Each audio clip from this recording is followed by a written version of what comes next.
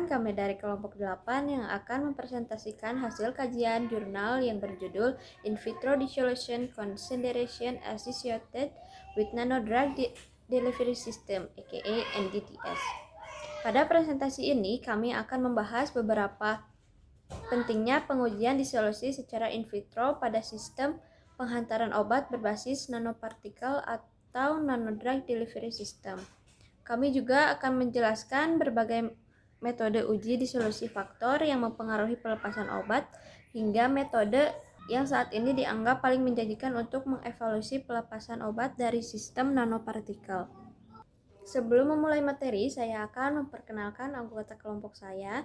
Itu ada saya sendiri, Reva Nabila dengan NPM 060, kemudian ada Naila Victoria Vandra dengan NPM 059, kemudian ada Reihana Diandra Anugrah dengan NPM 066, ada Dea Santi Ahmad Nuraini dengan NPM 067, dan yang terakhir ada Fauzia Ramadhani dengan NPM 068. Selanjutnya, pembahasan materi akan disampaikan oleh teman-teman saya. Kepada teman-teman disilakan. Deskripsi masalah. Pertama, kita akan membahas mengenai latar belakang penelitian. Saat ini, perkembangan teknologi farmasi semakin maju. Salah satunya adalah Nanodrug Delivery System atau NDDS. NDDS merupakan sistem penghantaran obat yang menggunakan partikel berukuran nano, yaitu sekitar 1 hingga 1000 nanometer. Ukuran yang sangat kecil ini memberikan banyak keuntungan dibandingkan sediaan konvensional. Keuntungan pertama adalah mampu meningkatkan biofabilitas obat. Artinya, jumlah obat yang berhasil mencapai sirkulasi sistemik menjadi lebih besar sehingga efek terapinya meningkat. Keuntungan kedua yaitu meningkatkan kelarutan obat, terutama untuk obat-obatan yang sukar larut dalam air. Selain itu, NDDS memungkinkan obat dihantarkan secara lebih spesifik menuju jaringan atau organ target, sehingga konsentrasi obat di lokasi penyakit menjadi lebih tinggi. Sementara paparan terhadap jaringan normal dapat dikurangi. Hal ini membantu menurunkan efek samping sekaligus meningkatkan efektivitas terapi. Walaupun teknologi NDDS berkembang sangat pesat, terdapat satu tantangan besar, yaitu bagaimana mengevaluasi pelepasan obat dari nanopartikel. Pengujian yang selama ini dilakukan secara in vitro seringkali belum mampu menggambarkan kondisi yang sebenarnya terjadi di dalam tubuh, atau kondisi in vivo. Akibatnya, hasil uji laboratorium belum tentu sesuai dengan respon terapi pada pasien. Oleh karena itu, pengembangan metode uji disolusi yang lebih representatif menjadi sangat penting. Permasalahan penelitian pada slide ini dijelaskan inti permasalahan penelitian. Permasalahan pertama adalah hingga saat ini belum terdapat satu metode uji disolusi in vitro yang dapat digunakan untuk semua jenis NDDS. Hal ini disebabkan karena setiap sistem nanopartikel memiliki karakteristik yang berbeda, baik dari ukuran partikel, bahan penyusun, bentuk, maupun mekanisme pelepasan obatnya. Permasalahan kedua adalah sulitnya membangun hubungan antara hasil uji in vitro dengan respon in vivo, yang dikenal sebagai in vitro-in vivo correlation atau IVIVC. Pada gambar dapat dilihat bahwa pengujian in vitro hanya mengukur pelepasan obat dalam kondisi laboratorium, sedangkan ketika obat diberikan ke dalam tubuh, proses pelepasannya dipengaruhi oleh berbagai faktor fisiologis seperti pH saluran cerna, enzim, cairan tubuh, aliran darah, serta metabolisme. Akibatnya, hubungan antara data in vitro dan in vivo menjadi tidak selalu konsisten. Oleh karena itu, diperlakukan metode pengujian yang lebih menyerupai kondisi fisiologis tubuh agar korelasi IVIVC dapat ditingkatkan. Baik, yang selanjutnya ada data pendukung. Sebagai data pendukung, FDA dan EMA menerbitkan pedoman mengenai evaluasi produk nanomedicine. Hal ini menunjukkan bahwa pengujian disolusi merupakan bagian penting dalam pengendalian mutu dan penilaian keamanan produk berbasis nanopartikel. NDDS sendiri telah dikembangkan dalam berbagai bentuk. Yang pertama adalah hiposom, yaitu vesikel yang tersusun atas lapisan fosfolipid dan mampu membawa obat yang bersifat hidrofilik maupun hidrofobik. Yang kedua adalah nanokristal. yaitu kristal obat berukir nano yang bertujuan meningkatkan kelarutan dan kecepatan disolusi. Selanjutnya terdapat nanopartikel polimer yang menggunakan polimer biodegradable untuk mengontrol pelepasan obat secara bertahap. Kemudian terdapat solid lipid nanopartikel atau nanopartikel lipid carrier, yaitu sistem berbasis lipid yang mampu meningkatkan stabilitas dan bioavailabilitas obat. Karena setiap sistem memiliki karakteristik yang berbeda, maka metode pengujian disolusinya juga harus disesuaikan. Baik, selanjutnya adalah pentingnya uji disolusi. Uji disolusi memiliki banyak fungsi dalam pengembangan obat. Pertama, digunakan untuk menilai kualitas produk. Melalui uji disolusi dapat diketahui apakah obat mampu melepaskan zat aktif sesuai spesifikasi. Kedua, untuk menjamin konsistensi formulasi, artinya setiap produksi harus menghasilkan profil pelepasan obat yang sama. Yang ketiga, digunakan untuk membandingkan produk inovator dengan produk generik sehingga dapat diketahui apakah keduanya memiliki karakteristik pelepasan obat yang setara. Keempat, uji disolusi merupakan membangun hubungan proporsi sehingga dapat memprediksi efektivitas obat di dalam tubuh. Yang selanjutnya, data disolusi menjadi salah satu persyaratan penting dalam proses registrasi obat kepada badan regulasi. Analisis hasil penelitian metode uji disolusi. Pada penelitian ini dibandingkan 3 metode utama pengujian disolusi NDDS. Metode pertama adalah dialisis membran.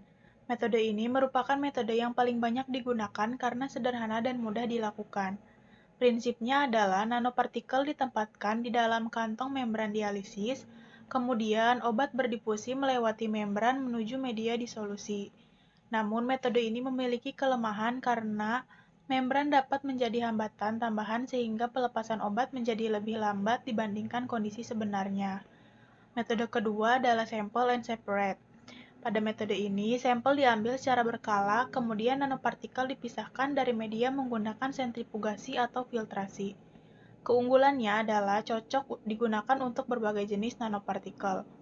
Namun, proses pemisahan dapat menyebabkan hilangnya sebagian obat akibat absorpsi atau kehilangan sampel, sehingga hasil menjadi kurang akurat. Metode ketiga adalah Continuous Flow atau USP aparatus 4. Pada metode ini, media disolusi dialirkan secara terus-menerus menggunakan pipa peristaltik, sehingga menyerupai kondisi fisiologis tubuh.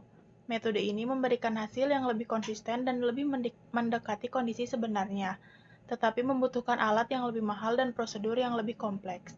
Selanjutnya, faktor yang mempengaruhi pelepasan obat. Faktor-faktor yang mempengaruhi pelepasan obat dari nanopartikel yang pertama adalah ukuran partikel. Semakin kecil ukuran nanopartikel, maka luas permukaannya semakin besar sehingga obat lebih cepat larut. Kedua adalah bentuk partikel. Bentuk sferis, batang atau tidak beraturan akan memberikan pola pelepasan obat yang berbeda. Ketiga adalah muatan permukaan nanopartikel yang memengaruhi interaksi dengan membran biologis. Keempat adalah efisiensi enkapsulasi. Semakin tinggi jumlah obat yang berhasil terperangkap di dalam nanopartikel, maka pelepasannya akan semakin stabil dan terkontrol. Kelima adalah jenis polimer atau lipid yang digunakan karena sifat hidrofilik maupun hidrofobiknya memengaruhi kecepatan disolusi.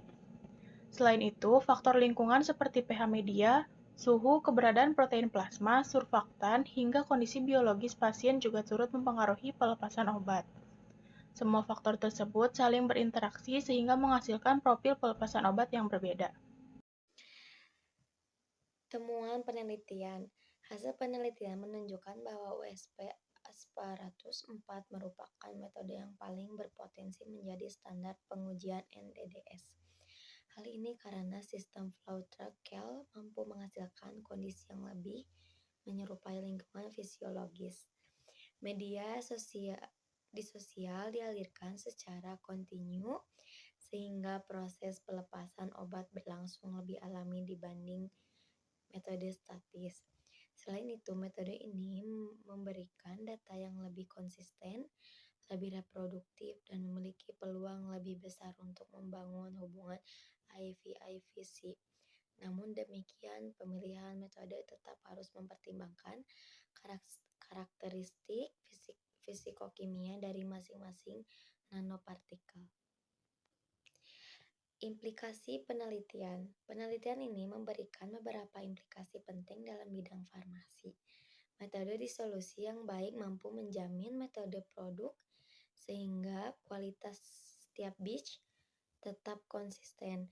Selain itu, metode ini juga dapat digunakan untuk mengevaluasi keamanan karena pelepasan obat yang terlalu cepat ataupun terlalu lambat dapat meningkatkan risiko efek samping. Metode disolusi juga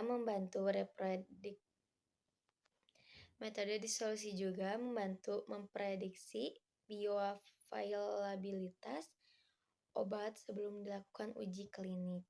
Selanjutnya, metode ini mendukung pengembangan obat genetik berbasis nanopartikel dan mempermudah proses evaluasi oleh badan regulator. Pada akhirnya, seluruh proses tersebut bertujuan meningkatkan efektivitas terapi dan keselamatan pasien. Baik, kesimpulan yang dapat disampaikan ada beberapa poin penting.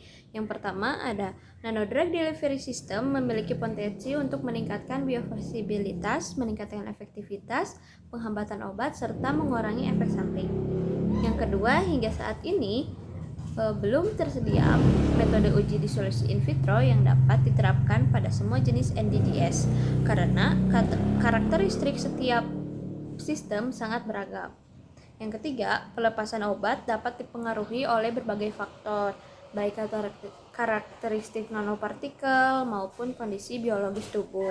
Yang keempat, berdasarkan hasil penelitian, USP Apparatus 4 merupakan metode yang paling menjanjikan karena mampu memberikan kondisi pengujian yang lebih menyerupai kondisi fisiologis serta mendukung terbentuknya hubungan IV-IVC. Oleh karena itu, pengembangan metode disolusi yang relevan masih sangat diperlukan untuk menjamin mutu, keamanan, dan efektivitas produk nanomedicine di masa depan. Baik, ini merupakan sumber utama yang kami gunakan dalam penyusunan presentasi, yaitu artikel review mengenai pengembangan uji disolusi in vitro pada nanodrug delivery system. Seluruh materi yang kami sampaikan disusun berdasarkan hasil kajian jurnal tersebut. Baik, demikian presentasi dari kelompok kami mengenai in vitro dissolution consideration associated with nanodrug delivery system. Mohon maaf apabila terdapat kesalahan atau kekurangan dalam penyampaian materi. Terima kasih. Wassalamualaikum warahmatullahi wabarakatuh.